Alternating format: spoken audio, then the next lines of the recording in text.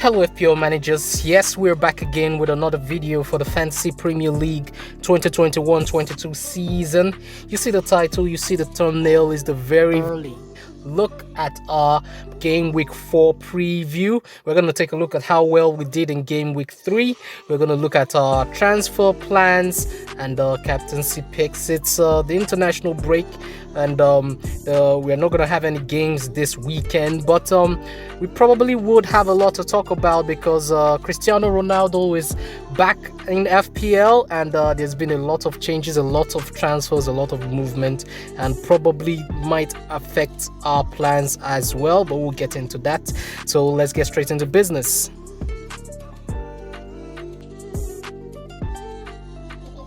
So first off, let's look at how well we did in Game Week 3. We went with a double up in Brighton defenders, Sanchez and Duffy. I expected them to do better against Everton, but they conceded 2 goals, one of them to DCL, so that really didn't help us at all, seeing as we didn't have him. Shaw got his first clean sheet of the season, 6 points, and Trent also didn't get any attacking returns, didn't get any clean sheet at all, but managed to get 2 bonus points, so that was well received. In midfield, we had Canos, he got 2 points.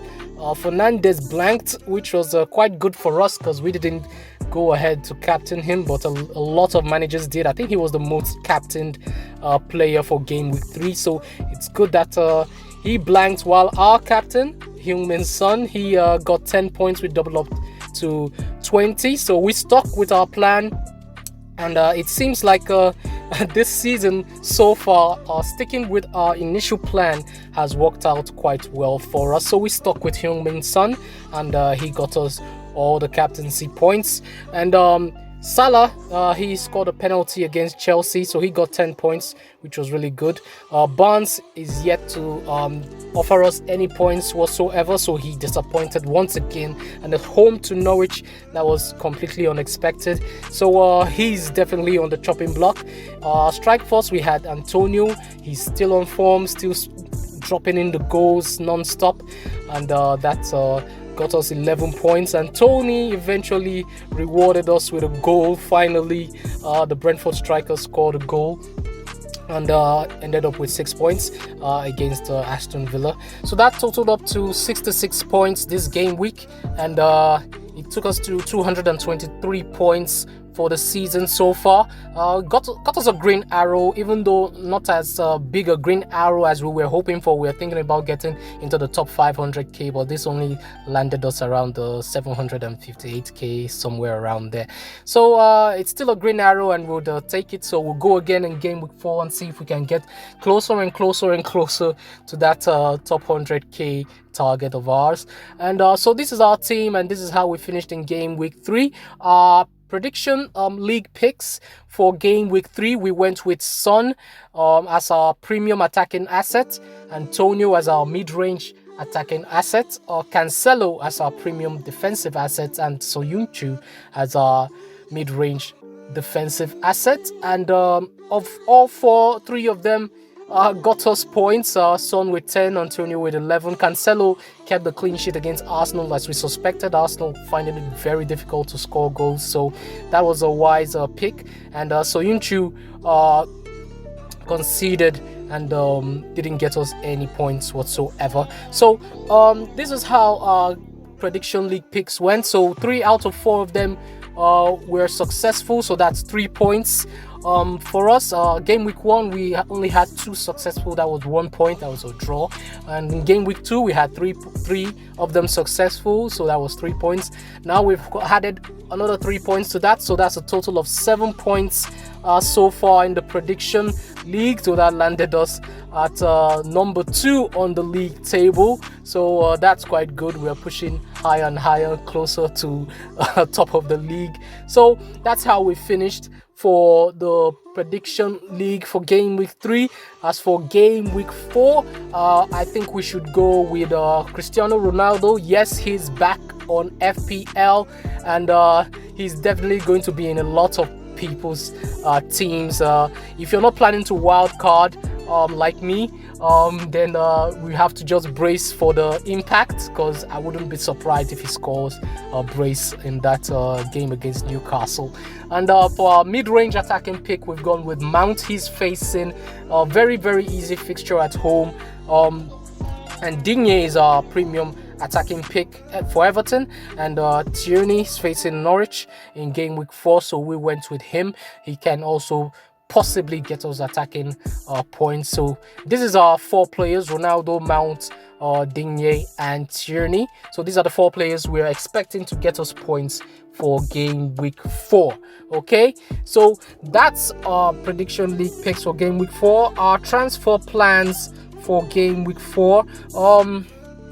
I really thought about this for a while, and really juggled with the idea of getting using the wild card, because a lot of managers are definitely going to be using the wild card. I saw tweets from Fantasy Premier League saying that about 347,000 managers have already used their wild card, and that's almost as many as those who use the wild card in game week 3, and a lot more are going to do that. I'm expecting that number to double, because the international break is quite long before the next game, so I expect that number to double. So that's something we would have to consider, because personally I don't want to wildcard just yet.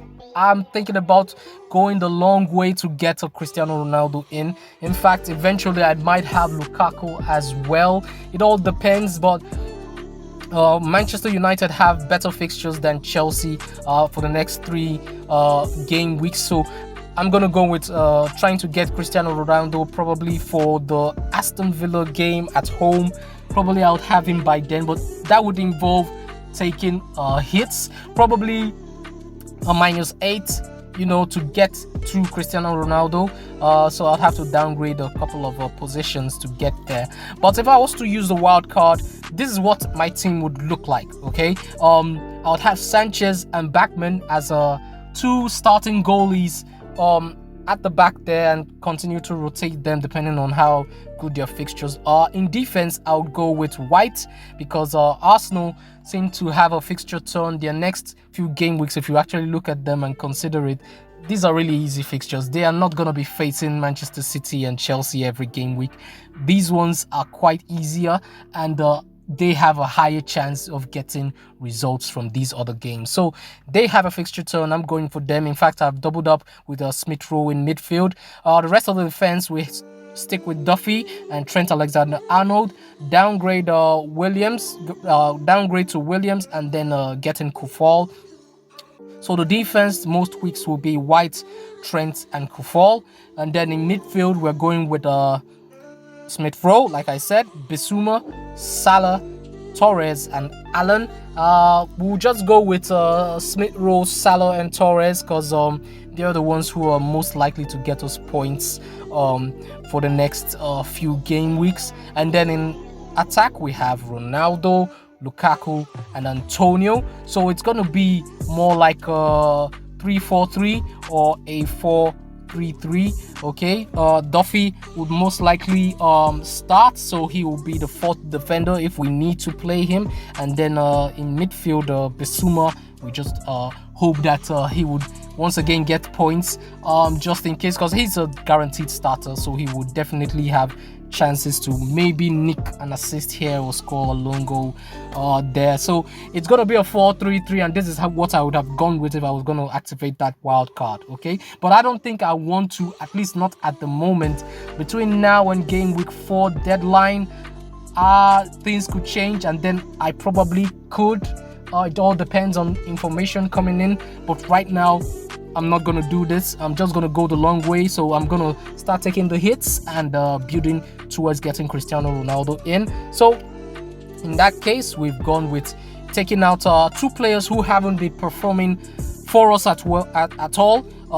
Target and Barnes, who have both even reduced in price, because Target is now 4.9 and Barnes is now 6.9. So we've taken both of them out and gone with 2 players who also have gone down in price, White and Smith Rowe, and that ended up giving us £2 million in the bank and two players who are playing at home in game week 4 against Norwich and who have good fixtures going forward. So that -4 would probably eventually even out. Okay, so that's gonna be our transfer plan for game week 4. We'll stick with the rest of the team in game week 5.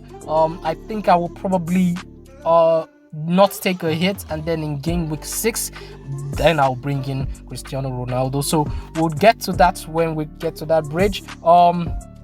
As for our captain plans, for now we're still sticking with having Fernandes in the team. So he's got Newcastle at home and it'll be hard not to captain him. We also have Salah, who's playing away to Leeds, and Leeds have been leaking goals, so no surprise if I change my mind to Salah eventually.